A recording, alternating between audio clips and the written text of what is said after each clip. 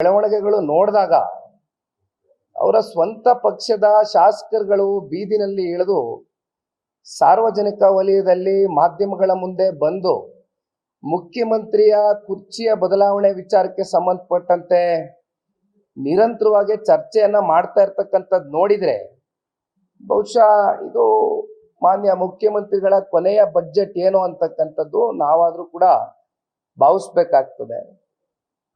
ಆದ್ರೆ ಇವತ್ತಿನ ಈ ಒಂದು ಬಡ್ಜೆಟ್ ಈ 17ನೇ ಬಡ್ಜೆಟಿನ ವಿಚಾರಕ್ಕೆ ಸಂಬಂಧಪಟ್ಟಂತೆ ಬಹುಶಃ ನಾವು ಮಾತನಾಡೋದಾದ್ರೆ ಇಡೀ ರಾಜ್ಯವನ್ನ ಒಂದು ಸಾಲದ ಸುನಾಮಿಗೆ ದೂಡಿರ್ತಕ್ಕಂಥದ್ದು ಬಹಳ ಸತ್ಯ.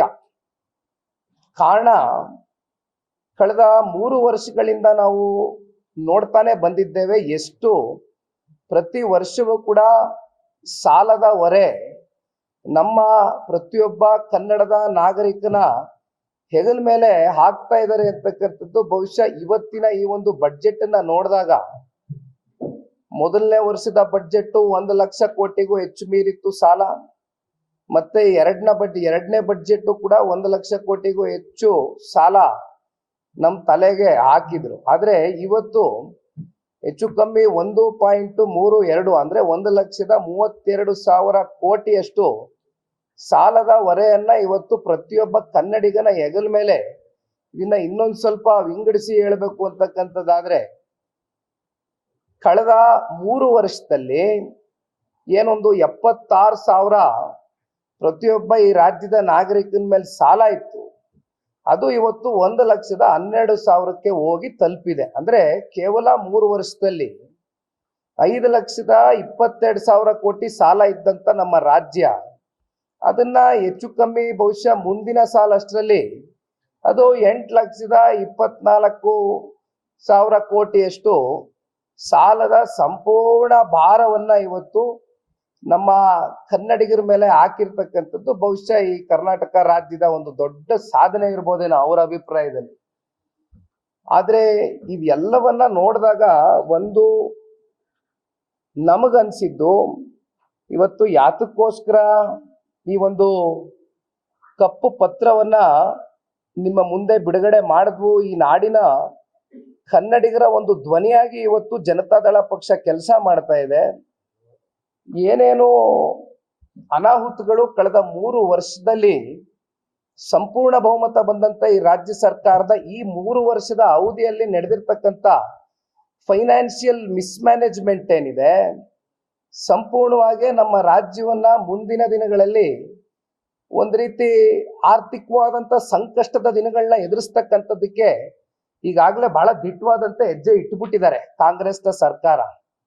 ಹಾಗಾಗಿ ಇವತ್ತು ಎಕನಾಮಿಕ್ ಚಾರ್ಜ್ ಶೀಟ್ ಅಂತಕ್ಕಂಥದ್ದು ಈ ಒಂದು ಬುಕ್ನ ಇವತ್ತು ಏನು ನಾವು ಒಂದು ಕಪ್ಪು ಪತ್ರ ಅಂತಕ್ಕಂಥದ್ದನ್ನ ಯಾಕೆ ಕರಿತಾ ಇದ್ದೇವೆ ಅಂದ್ರೆ ಸಾಮಾನ್ಯವಾಗಿ ಯಾವುದೇ ಸರ್ಕಾರಗಳು ಅವರಲ್ಲಿ ವಿಶ್ವಾಸ ಇದ್ದಂತ ಸಂದರ್ಭದಲ್ಲಿ ಶ್ವೇತಪತ್ರವನ್ನ ಹೊರಡಿಸ್ಬೇಕಾಗ್ತದೆ, ಒಂದು ವೈಟ್ ಪೇಪರ್ ಅನ್ನ ಬಿಡುಗಡೆ ಮಾಡಬೇಕಾಗ್ತದೆ. ಕಾರಣ ಇಲ್ಲೇನು ಮುಚ್ಚೂರೆ ಮಾಡ್ತಕ್ಕಂಥದ್ದೇನಿಲ್ಲ, ಇದು ಜನರ ದುಡ್ಡು, ಜನರ ತೆರಿಗೆ ದುಡ್ಡು. ಇದನ್ನ ನೀವು ಜನರ ಮುಂದೆ ಹೊರಗಾಕ್ತಕ್ಕಂಥದ್ರಲ್ಲಿ ತಪ್ಪೇನಿಲ್ಲ. ನನ್ನ ಅಭಿಪ್ರಾಯದಲ್ಲಿ ಜನರು ನಮ್ಮ ಆರ್ಥಿಕ ಪರಿಸ್ಥಿತಿಗಳು ನಮ್ಮ ರಾಜ್ಯದ ಏನು ಸತ್ಯಾಸತ್ಯತೆ ಇದೆ ಅದನ್ನ ಅವ್ರ ಮುಂದೆ ಇಡಬೇಕಾಗಿರ್ತಕ್ಕಂಥದ್ದು ಯಾವುದೇ ಒಂದು ರಾಜಕೀಯ ಪಕ್ಷ ಆಗ್ಲಿ ಯಾವುದೇ ಒಂದು ಸರ್ಕಾರ ಆಗ್ಲಿ ಅದ್ರ ಜವಾಬ್ದಾರಿ ಇದೆ. ಬಹುಶಃ ಹಿಂದೆ ನಾನು ನೆನೆಸ್ಕೊಳ್ಳಿಕ್ಕೆ ಇಷ್ಟಪಡ್ತೇನೆ, ಮಾನ್ಯ ಹಿಂದಿನ ದಿವಂಗತ ಈ ರಾಜ್ಯದ ಮಾಜಿ ಮುಖ್ಯಮಂತ್ರಿಗಳು ಎಸ್.ಎಂ. ಕೃಷ್ಣರವರು. ಈ ಹಿಂದೆ ಎಸ್.ಎಂ. ಕೃಷ್ಣರವರು 2000 ಇಸ್ವಿನಲ್ಲಿ ಮುಖ್ಯಮಂತ್ರಿಗಳಾದಾಗ ಆದ್ರೆ ಹಿಂದಿನ ಸರ್ಕಾರದಲ್ಲಿ ಯಾರು ಹಣಕಾಸಿನ ಸಚಿವರಾಗಿದ್ರು ಅಂತಕ್ಕಂಥದ್ದು ಬಹುಶಃ ನಾಡಿನ ಜನತೆಗೂ ಗೊತ್ತಿದೆ, ಮಾಧ್ಯಮದ ಸ್ನೇಹಿತರಿಗೂ ಗೊತ್ತಿದೆ. ಅಲ್ಲಿ ಎಲ್ಲೋ ಒಂದ್ ಕಡೆ ಈ ಹಣಕಾಸಿನ ವ್ಯವಸ್ಥೆಯನ್ನ ಸರಿಯಾಗಿ ಅದನ್ನ ಯುಟಿಲೈಸ್ ಮಾಡಲಿಲ್ಲ ಅಂತಕ್ಕಂಥದ್ದು ಅನೇಕ ವಿಚಾರಗಳು ಬಂದಂತ ಸಂದರ್ಭದಲ್ಲಿ ಅವತ್ತು ಅವರು ಒಂದು ಕರ್ನಾಟಕ ಫಿಸಿಕಲ್ ಆಕ್ಟ್ ನ ಜಾರಿಗೊಳಿಸ್ತಾರೆ. ಕರ್ನಾಟಕ ಫಿಸಿಕಲ್ ರೆಸ್ಪಾನ್ಸಿಬಿಲಿಟಿ ಆಕ್ಟ್ ನ ಜಾರಿಗೆ ತಂದಂತವರು ಎಸ್.ಎಂ. ಕೃಷ್ಣರವರು. ಜಾರಿಗೆ ತಂದು ಅವತ್ತು ಒಂದು ವೈಟ್ ಪೇಪರ್ನ ಬಿಡುಗಡೆ ಮಾಡಿದಂಥವ್ರು ಬಹುಶಃ ಇಡೀ ರಾಜ್ಯಕ್ಕೆ ಮೊದಲನೇ ಮುಖ್ಯಮಂತ್ರಿಗಳಾಗಿದ್ರು. ಅಲ್ಲಿಂದ ಮಾನ್ಯ ಮುಖ್ಯಮಂತ್ರಿಗಳೇ ಸ್ವತಃ 2008ರಿಂದ 13ರಲ್ಲಿ ಆ ಒಂದು ಅವಧಿಯಲ್ಲಿ ಭಾರತೀಯ ಜನತಾ ಪಾರ್ಟಿ ರಾಜ್ಯದಲ್ಲಿ ಆಡಳಿತವನ್ನ ಮಾಡಿದ್ರು.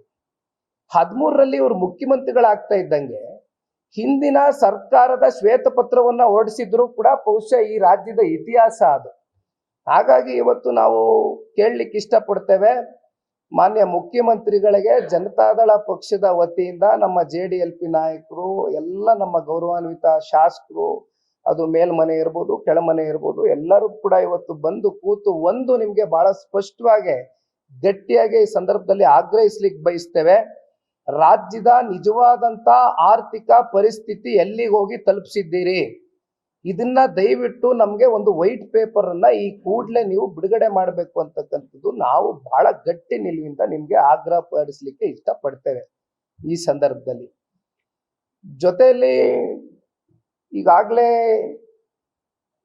ಹಲವಾರು ಈ GSDP ವಿಚಾರಕ್ಕೆ ಸಂಬಂಧಪಟ್ಟಂತೆ ಚರ್ಚೆಗಳು ನಡೀತಾ ಇದೆ. ನಮ್ಮ GDP ಗ್ರೋತ್ ಪ್ರಕಾರ ಕೇಂದ್ರಕ್ಕೂ ಮತ್ತೆ ನಮ್ಮ GSDP ರಾಜ್ಯದ ಏನೊಂದು ಬೆಳವಣಿಗೆ ಇದೆ, ಆ ಒಂದು ಗ್ರೋತ್ ರೇಟ್ ಅನ್ನ ನಾವು ಆಲಿಸ್ತಕ್ಕಂಥದ್ದಾದ್ರೆ ರಾಷ್ಟ್ರೀಯ ಮಟ್ಟದಲ್ಲಿ NDA ಸರ್ಕಾರ 7.2% ಇದ್ರೆ ನಮ್ದು 6.1%, ಅಂದ್ರೆ ಶೇಕಡ 0.9% ಅಷ್ಟು ನಾವು ಇಳಿಕೆಯನ್ನ ಕಂಡಿದ್ದೇವೆ ಗ್ರಾಫ್ ಅಲ್ಲಿ. ಇನ್ನು ನಾನು ಸ್ವಲ್ಪ ಇತಿಹಾಸವನ್ನ ತೆಗೆದು ಮಾತನಾಡ್ತಕ್ಕಂಥದ್ದಾದ್ರೆ 2006 ಮತ್ತೆ 8ರಲ್ಲಿ ಅವತ್ತಿನ ಸಮ್ಮಿಶ್ರ ಸರ್ಕಾರದ ಮುಖ್ಯಮಂತ್ರಿಗಳು ಮಾನ್ಯ ಕುಮಾರಣ್ಣ ಅವರು ಆಗಿದ್ರು. ಆಗ ಮಾನ್ಯ ಕುಮಾರಣ್ಣ ಅವರು ಮುಖ್ಯಮಂತ್ರಿಗಳಾದಂಥ ಸಂದರ್ಭದಲ್ಲಿ ಕೇವಲ 20 ತಿಂಗಳಲ್ಲಿ ನಮ್ಮ ರಾಜ್ಯದ GSDP ಗ್ರೋತ್ ಬಂದು 12.30%, 12.30. ತದನಂತರ ಬಂದಂತ BJP ಸರ್ಕಾರ 9.40 ಬಂತು. ಅಲ್ಲಿಂದ ಮತ್ತೆ 2013ರಿಂದ 18 ಮಧ್ಯೆ ಮಾನ್ಯ ಮುಖ್ಯಮಂತ್ರಿಗಳು, ಇವತ್ತಿನ ಮುಖ್ಯಮಂತ್ರಿಗಳೇ ಆಡಳಿತದಲ್ಲಿದ್ರು, 8% ಬಂತು. ಆಮೇಲೆ ಮತ್ತೆ 18ರಲ್ಲಿ ಕುಮಾರಣ್ಣ ಅವರು 14 ತಿಂಗಳು ಮುಖ್ಯಮಂತ್ರಿ ಆಗಿದ್ರು. ಕೋವಿಡ್ ಬಂತು. ಸಾಕಷ್ಟು ಸವಾಲುಗಳ ಮಧ್ಯೆಯೂ ಕೂಡ 9.5%ಗಿಂತ ಕಮ್ಮಿ ಇಳಿಕೆ ಆಗ್ಲಿಲ್ಲ. ಒಂದ್ ಕಡೆ ರೈತರ ಸಾಲ ಮನ್ನಾ ಮಾಡ್ತಾರೆ ಕುಮಾರಣ್ಣ ಅವರು 25,000 ಕೋಟಿ, ಆದ್ರೂ ಕೂಡ 9.5%ಗೆನೆ GSDP ಗ್ರೋತ್ ನ ನಡೆಸ್ಕೊಂಡೇ ಬಂದಿದ್ದಾರೆ. ಈಗ ಎಷ್ಟಪ್ಪ ಇದೆ ನಮ್ GSDP ಗ್ರೋತ್ ಅಂದ್ರೆ 6.30. ಅಂದ್ರೆ 2006-8ರಲ್ಲಿ 12.30 ಇದ್ದಿದ್ದು 50%, ಶೇಕಡ 50% ಇವತ್ತು ಕಡಿತ ಆಗಿದೆ ನಮ್ಮ ಗ್ರೋತ್ ಅಲ್ಲಿ ಅಂತಕ್ಕಂಥದ್ದಾದ್ರೆ ಇದಕ್ಕೆ ಕಾರಣ ಯಾರು? ಇದರ ಹೊಣೆಗಾರಿಕೆಯನ್ನ ಇವತ್ತು ಈ ರಾಜ್ಯ ಸರ್ಕಾರವೇ ನೇರವಾಗಿ ತಗೊಳ್ಬೇಕಾಗ್ತದೆ.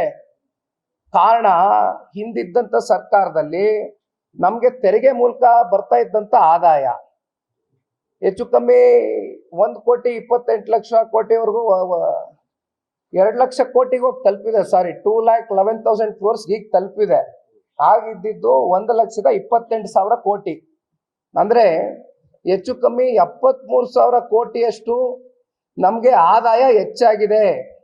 ತೆರಿಗೆ ಮೂಲಕ ಆದಾಯ ಹೆಚ್ಚು ಮಾಡಿದ್ದಾರೆ. ಈ ನಾಡಿನ ಜನತೆ ಮೇಲೆ ಪೆಟ್ರೋಲು, ಡೀಸೆಲ್ಲು, ಹಾಲಿನ ದರ, ಪ್ರಾಪರ್ಟಿ ಟ್ಯಾಕ್ಸು, ಇನ್ನ ನಾನಾ ರೀತಿಯಾದಂತ ಟ್ಯಾಕ್ಸ್ಗಳು ಕಲೆಕ್ಟ್ ಮಾಡುವ ಮೂಲಕ 73,000 ಕೋಟಿ ನೀವು ಕಲೆಕ್ಟ್ ಮಾಡ್ತಾ ಇದ್ದೀರಾ ಅಂತಕ್ಕಂಥದ್ದಾದ್ರೆ ಹೆಚ್ಚು ತೆರಿಗೆ ಎಲ್ಲಿ ಹೋಗ್ತಾ ಇದೆ ದುಡ್ಡು?